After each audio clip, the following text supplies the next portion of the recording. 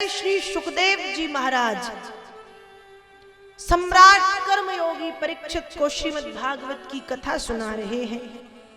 कथा के आखिरी दिन मतलब अंतिम दिन। देखो, कथा तो कभी पूर्ण नहीं होती। कहते हैं हरि अनंत हरि कथा अनंता, गावहि सुनहि वेद श्रुति संता। हरि अनंत है और हरि की कथाएं भी अनंत हैं, लेकिन एक समय सीमा, एक अवधि बनाई गई कि इतने दिनों में कथा को विराम दे दिया जाए। 7 दिन, 9 दिन, 11 दिन। तो कथा के 7वें दिन परीक्षित सुखदेव जी के चरण कमलों के बिल्कुल पास में आकर के बैठ गए और हाथ जोड़ के कहते हैं, भगवान, गंगा के तट पर बैठे परीक्षित प्राकूले बरहस्यासीनो गंगा कूल उदंग मुख ब्रह्म भूतो महायोगी निस्संगस्य छिन्न संशया। जो परीक्षित स्वयं महायोगी हैं, मां गंगा के उत्तर तट पर विराजमान हैं, सुखदेव जी के चरण कमलों के पास में आकर के कहते हैं, भगवान, जब पहले दिन मैंने भक्ति ज्ञान वैराग्य के पावन प्रसंग को सुना, तभी मुझे भागवत जी की महिमा पता हुई और ज्ञात हो गया कि अब एक तक्षक तो क्या सैकड़ों तक्षक आ जाए, आकर के मुझसे लिपट जाएं और मुझे डस लें, तो उन तक्षकों से मुझे कोई डर नहीं है। परीक्षित कहते हैं, नाथ, आज मुझे ऐसा लग रहा है जैसे विद्यते हृदय ग्रंथि छिद्यन्ते सर्व संशया क्षीयन्ते चास्य कर्माणि तस्मिन् दृष्टे परावरे। मेरे हृदय की संपूर्ण ग्रंथियां, गांठें खुल गई हैं, मेरी शंकाएं समाप्त हो गई हैं, मैंने मेरे अशुभ कर्मों का भी पश्चाताप कर लिया है। अब तो मुझे मेरे भ्रकुटी केंद्र में केवल और केवल भगवान के उस अप्रतिम सौंदर्य का दर्शन हो रहा है। मैं भगवान के सुंदर स्वरूप का दर्शन कर रहा हूं। परीक्षित की बातें सुनकर के सुखदेव जी भाव विभोर हुए, आनंद में डूब रहे हैं। पूछते हैं, बताओ बताओ, भगवान के किस रूप को तुम देख रहे हो? मैं भी तो जानूं, किस रूप को देख रहे हो? और एक भक्त का यह भाव है। परीक्षित कहते हैं, सुखदेव जी से, मुरली बजाने वाले गिरिवर उठाने वाले, मैं दास हूँ तुम्हारा, मैं दास हूँ तुम्हारा। घूम लिया जग सारा मैंने, दरस न तेरा पाया। जब मन को एकाग्र किया तो तू दिल बीच समाया। भव पार करने वाले राधा रमण हमारे, मैं दास हूँ तुम्हारा, मैं दास हूँ तुम्हारा। भगत अजामिल गणिका तारी,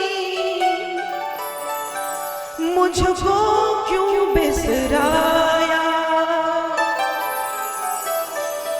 भगत अजामिल गणिका तारी, मुझको क्यों बिसराया? दीन बंधु जग तारण प्रभु जी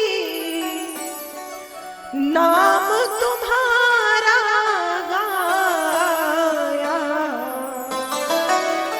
हृदय में रहने वाले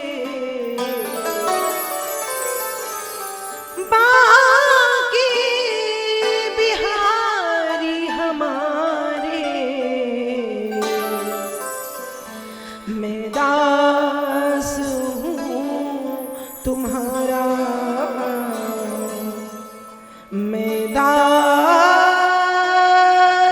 हूँ तुम्हारा। मुरली बजाने वाले, गिरिवर उठाने वाले, मैं दास हूँ तुम्हारा, मैं दास हूँ तुम्हारा। परीक्षित कहते हैं, हे भगवान, मैं भगवान के उस स्वरूप को देख रहा हूं जो अलौकिक है, जो अद्वितीय है, जो अप्रतिम है, जो बहुत सुंदर है।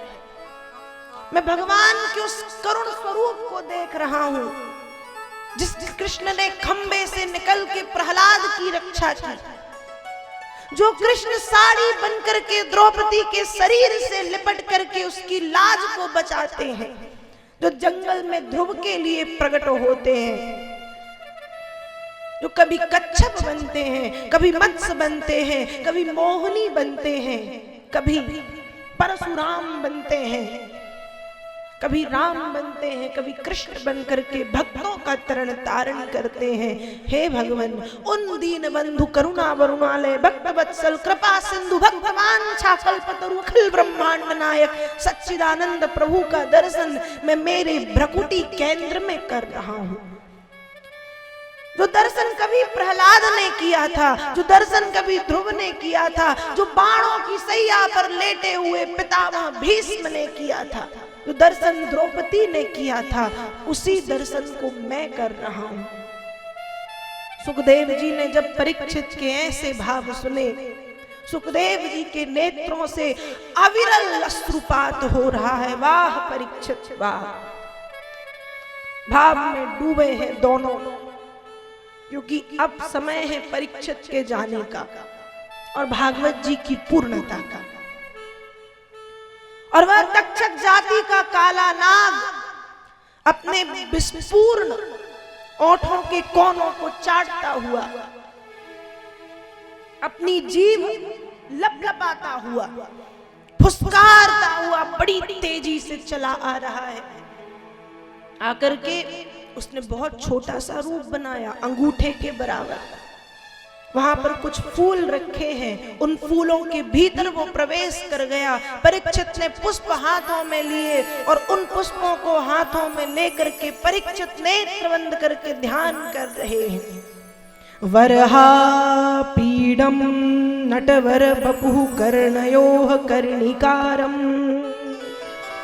विव्रतवासा कनक कपिशं वैजयन्तीं च मालाम् रन्ध्रान् वेणोरधर सुधया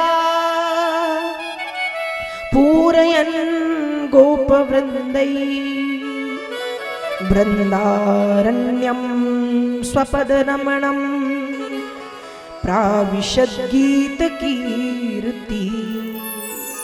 परीक्षित भ्रकुटी केंद्र में भगवान के स्वरूप का दर्शन करते हुए ध्यानस्थ होते जा रहे हैं, ध्यान मग्न होते जा रहे हैं।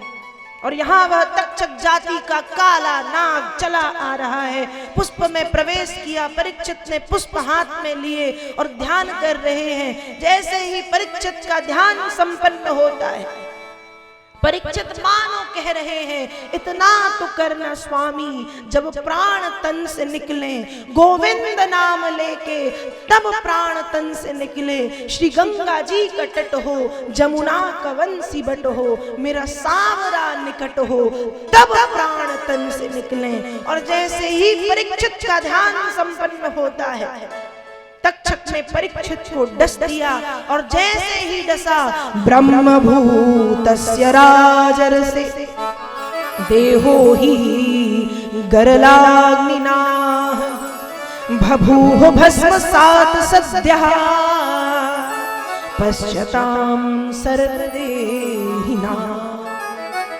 जैसे ही तक्षक ने परीक्षित को डसा, तक्षक के डसते ही सम्राट कर्मयोगी परीक्षित जल करके, उसके विष के कारण जल करके भस्म का ढेर बन गए। और उसी समय प्रभु के पार्षद विमान लेकर के आते हैं, और उस विमान में बैठ करके देव स्वरूप धारण करके सम्राट कर्मयोगी परीक्षित भगवत धाम के लिए गमन करते हैं। परीक्षित को भगवत पद और भगवत धाम की प्राप्ति हो गई। जब 7 दिनों तक सम्राट कर्मयोगी परीक्षित ने श्रीमद् भागवत की कथा सुनी, परीक्षित को मुक्ति मिल गई, परीक्षित का मोक्ष हुआ।